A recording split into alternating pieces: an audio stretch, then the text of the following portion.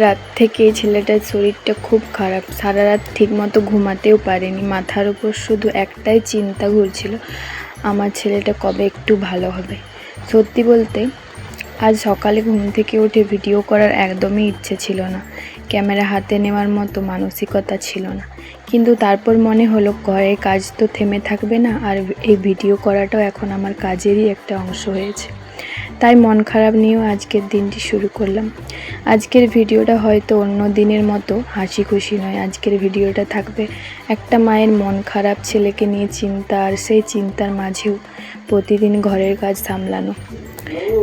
তাই আজকের দিনটি আপনাদের একটু অন্যভাবেই ভাগ করে নিচ্ছি। সকালে ঘুম থেকে উঠে প্রথমে ছেলের দিকে তাকালাম। ও তখন ঘুমাচ্ছিল, ওকে দেখে বুকটা কেমন যেন ভার হয়ে গেছিল। একটা মা যখন নিজের সন্তানকে অসুস্থ দেখে তখন সত্যি বলতে নিজের কোনো কিছুই ভালো লাগে না।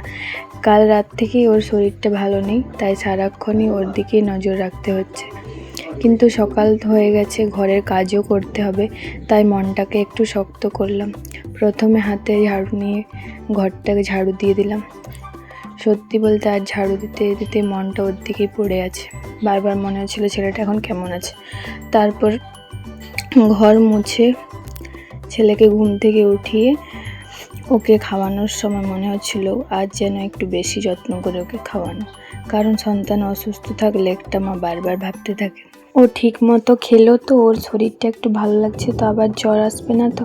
এই চিন্তাগুলো যেন মাথা থেকে কিছুতেই বের হতে চায় না। ছেলেকে খাওয়ানোর শেষে করে আবার কাজে লেগে গেলাম। এরপর উঠানটাকে ভালো করে ঝাড়ু দিয়ে দিলাম। সকালবেলায় কাজ করতে করতেও একবার ছেলের কাছে যাচ্ছি, আবার কাজ করছি। মায়েদের জীবনটা বোধ হয় এমনি হয়, নিজের মন খারাপ থাকলেও কাজ থেমে থাকে না, শরীর খারাপ থাকলেও কাজ করতেই হয়। আর সন্তান অসুস্থ হলে তো মনটা সারাক্ষণ সন্তানের কাছেই পড়ে থাকে। তো এই ছিল। তারপর ভালোভাবে আমি উঠানটাকে ঝাড়ু দিয়ে দিলাম। তারপরে কিছুগুলো কাপড় ছিল সেগুলোকেও কেচে নিলাম। তারপরে আমি চলে যাবো স্নান করতে। তারপর স্নান করে এসে ভাবলাম এবার রান্নাঘরে ঢুকতে হবে, কারণ বাড়ির সবাইকে তো খাবার দিতে হবে। মনটা একদমই ভালো ছিল না, তারপরেও রান্নাঘরে ঢুকে পড়লাম।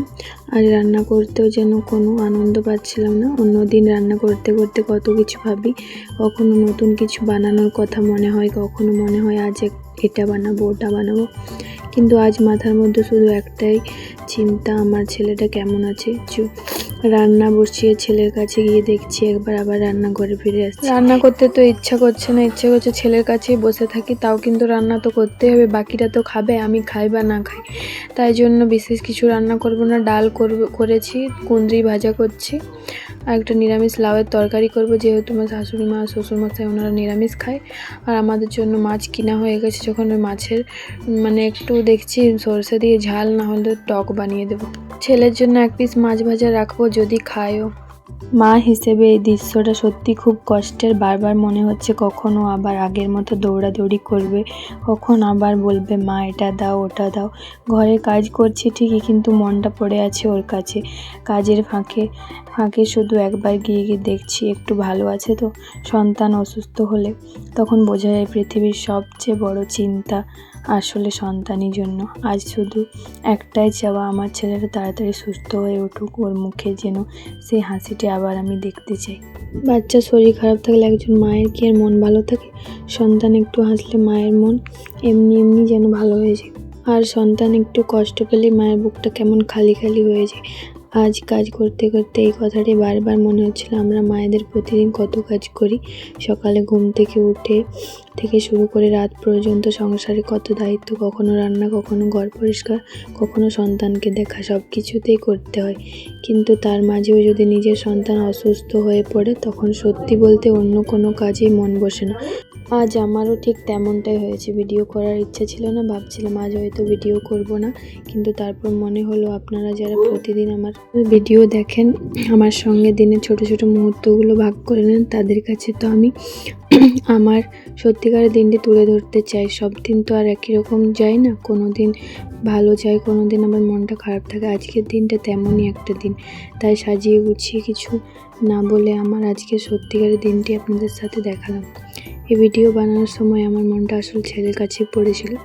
কাজগুলো করছি ঠিকই, কিন্তু মন দিয়ে নয়, বারবার মনে হচ্ছিল কখন কাজগুলো শেষ করে একটু ছেলের পাশে বসবো, ওর মাথায় হাত বুলিয়ে দেবো, ওকে একটু আদর করবো। তারপর মনে মনে শুধু চাইছি আমার ছেলেটা যেন তাড়াতাড়ি সুস্থ হয়ে ওঠে। একজন মায়ের কাছে সন্তানের হাসির চেয়ে বড় শান্তি আর কিছুই নেই। তাই আজকের দিনটা যতই মন খারাপের হোক, আমি আশা করছি খুব তাড়াতাড়ি আমার ছেলে আবারও সুস্থ হয়ে হাসি মুখে আমার সামনে ঘুরে বেড়াবে। আজকের ভিডিওটা এখানে শেষ করছি। জানি না আজকের ভিডিওটা অন্য দিনের মতো হয়েছে কিনা, তবে আজ যা দেখিয়েছি সবটাই আমার বাস্তব দিনের গল্প। আপনাদের মধ্যে যারা মা, তারা নিশ্চয়ই বুঝবেন সন্তানের শরীর খারাপ থাকলে একটা মায়ের মন কেমন থাকে। আপনাদের সন্তানের জন্য সবসময় ভালোবাসা আর সুস্থতার প্রার্থনা রইল। আর আমার ছেলের জন্য একটু আশীর্বাদ করবেন যেন খুব তাড়াতাড়ি সুস্থ হয়ে ওঠে। ভিডিওটা ভালো লাগলে একটা লাইক করে পাশে থাকবেন।